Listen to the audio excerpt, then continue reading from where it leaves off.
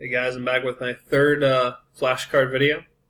Let's go right back into it. WPA or Wi-Fi protected access. It's an improved encryption scheme for protecting Wi-Fi communications designed to replace WEP. The original version of WPA was subsequently updated to WPA2 following the completion of the 802.11i security standard. WPA features an improved method of key distribution and authentication for enterprise networks through the pre-shared key method is still available for home and small office networks. WPA2 uses the improvised AES cipher, replacing TKIP and RC4. IBSS, also known as Independent Basic Service Set. This is the configuration of a wireless adapter that allows connections to and from other devices, like ad hoc configuration. Basic Service Set, the configuration of a wireless adapter that allows connections through an access point to other wireless and wired devices.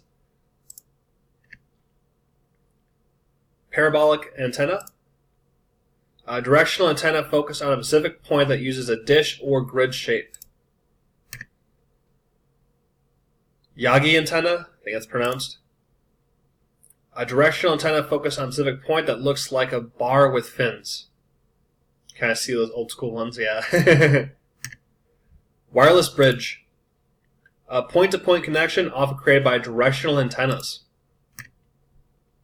Fail-safe, fail-open.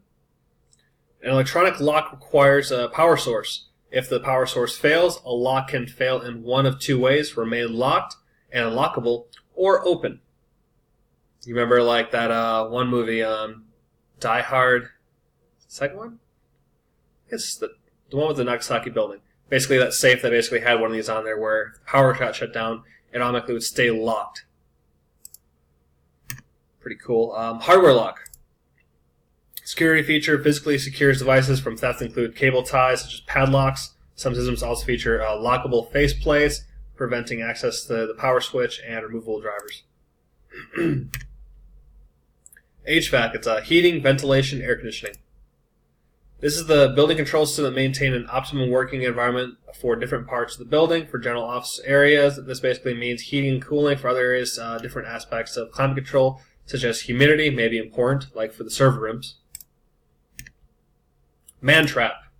A secure entry system with two gateways, only one of which is open at any one time. Basically, you can trap people in a man trap. Physical security. Entry control mechanisms such as physical or psychological barriers, ID badges, key locks, tokens, or biometric access controls that increase the building's or area's security. Security zone. An area of the network or of a connected network where the security configuration is the same for all hosts within it. System monitor. Software that tracks the health of a computer's subsystems using metrics reported by the system hardware or sensors. This provides an alerting service for faults such as high temperature, chassis intrusion, and so on. Video surveillance. Using cameras for security such as psychological deterrent. Basically, people will see the camera, they walk away. Or CCTV cameras come in various types of design to monitor different locations and require appropriate lighting and positioning. Monitoring a doorway or monitoring an open space require different camera types. For instance, kind of like you'll have some outdoor ones. All depends on what kind of area you're surveilling. ID badge. A photographic physical token that has access details and is used to gain access to physical secure areas. This can be part of a smart card or simply be used for identification. Entry-exit points. In physical security terms, specifically defined areas of ingress and egress that contain authorized mechanisms. Barricades. Something that prevents access such as a wall or fence and channels an individual through entry and exit points. PDS is protected distribution system. Physically secure cable network. Tempest. It stands for Transient Electromagnetic Pulse Emanation Standard. Also, you see these in Tempest package for like SIPR and all that kind of stuff. Classification defined by the U.S. Department of Defense requiring manufacturers to use rigorous means to shield electromagnetic signals from leakage. Maybe it's different than what I think Tempest is. Now I'm looking at it. I don't know. Faraday cage. A shielded enclosed for charge conductive mesh that blocks signals from entering or leaving the area. Hot aisle, cold aisle arrangement. The installation of servers that ensures maximum airflow across the servers or racks of the servers so that the warm exhaust from one bank of servers is not forming in the air intake for another bank. You don't want those to get overheated.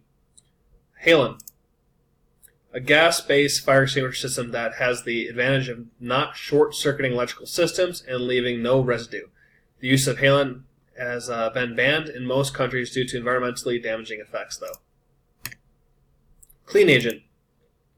A gas-based fire extinguisher system that has the advantage of not short-circuiting electrical systems and not being environmentally damaging. That's positive. Screen filter. Privacy tool that restricts the viewing angle of the screen of the person directly in front of it, preventing anyone from like shoulder surfing and stuff, unless you're looking right over the other heads. Colocation. A scenario when the data centers contain racks within equipment owned by different companies. A security measure, these racks can be installed inside cages so that technicians can only physically access the racks housing their own company's servers and appliances. Smart. Air-gapped. A way to describe the host not physically connected to any network, such as a host would normally have stringent physical access control, such as secure enclosure, and a means by which connected media devices are validated. Anti-spam. Techniques to prevent a user from being overwhelmed with junk email. Junk mail can be blocked from reaching an organization using a mail gateway to filter messages. At the user level, software can redirect this junk mail to a junk folder or similar filtering. Software used to identify and remove junk mail needs to balance blocking illegitimate traffic with permitting legitimate messages. Dynamic Host Configuration Protocol Server. A service that provides dynamic allocation of IP addresses to appropriately configured clients. It is important to monitor the network to ensure that only valid DHCP servers are running on the network. DIG, or known as Domain Information Groper. That sounds funny. Domain Information Groper. Huh. A tool for acquiring DNS server records. Alright, DNS, Domain Name System. This industry standard name resolution system provides the name to IP address mapping services onto the internet and large intranets. DNS servers.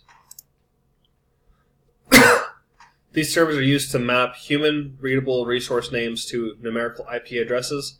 It is a hierarchical distributed database. Name servers host the database for domains for which they are authoritative. Root servers hold details of the top-level domains. These servers also perform queries or lookups to service client requests. Domain name kiting? Kiting? Kidding? I think it's kiting. This process refers to continually registering a name without having to pay for it. Tasting involves registering a domain temporarily to see how many hits it generates, while hijacking and cyber squatting are a means of occupying a domain of some trusted brand or company. File transfer protocol. A protocol used to transfer files across the internet. It has a variety of variants, both secure and unsecure. This protocol uses ports 20 and 21. HTTP, Hypertext Transfer Protocol. The protocol used to provide web content to browsers. This protocol uses port 80. A secured version of this protocol provides for encrypted transfers using SSL and port 443. IM, also known as instant messaging. Real-time text communications products that also support file exchange and remote desktop.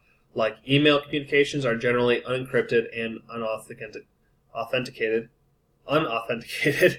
This method of communication can be difficult to block on a private network, as most applications can work over HTTP. Internet Message Access Protocol, also known as IMAP4. TCP IP application protocol, providing a means for a client to access email messages stored in a mailbox on a remote server, Unlike POP3, messages persist on the server after the client has downloaded them. This protocol uses TCP port number 143.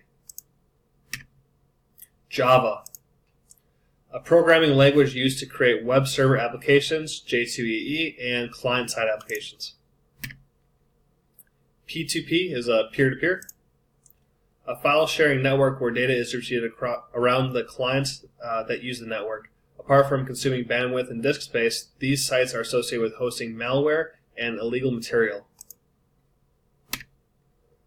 PBX is Private Branch Exchange, an automated switchboard providing a single connection point for the organization's voice and data lines. Access to the switchboard must be carefully restricted to authorized personnel only, with special considerations for any remote admin features built into it. POP3 is a Post Office Protocol. It's a TCP IP application protocol providing a means for a client to access email messages stored in a mailbox on a remote server. The server usually deletes messages once the client has downloaded them. This protocol utilizes TCP port 110, MIME, an email encryption standard, cryptographic message standard using PKI, which is X.509, certificates for confidentially digital envelopes, and integrity digital signatures. This encryption standard provides extensions for standard multi-purpose Internet Mail Extensions headers. Secure Copy Protocol, a secure file transfer program based on Secure Shell. Secure File Transfer Protocol, a type of FTP, uses SSH for confidentiality. SMTP Open Relay, as an SMTP server left configured as an open relay means that anyone can use the server to send mail. This can be exploited by spammers and disguises the true source of the messages. Simple Network Management Protocol, TCP IP application protocol used for monitoring and managing network devices. A management system collates data sent by agents running on each device. The agents maintain a management information based on configuration and usage data. An agent can also generate a trap, alerting the management system of some noticeable events, such as printer being out of paper. SNMP works over UDP ports 161 and 162 by default. Spam. Junk messages sent over email, filters, and blacklists are available to block spam and no spam servers. It is also important to ensure that any mail servers you operate are not open relays, allowing a spammer to leverage your server to distribute spam and making it likely that it will be blacklisted. SSL is a secure socket layer. This protocol is developed by the Netscape to provide privacy and authentication over the internet.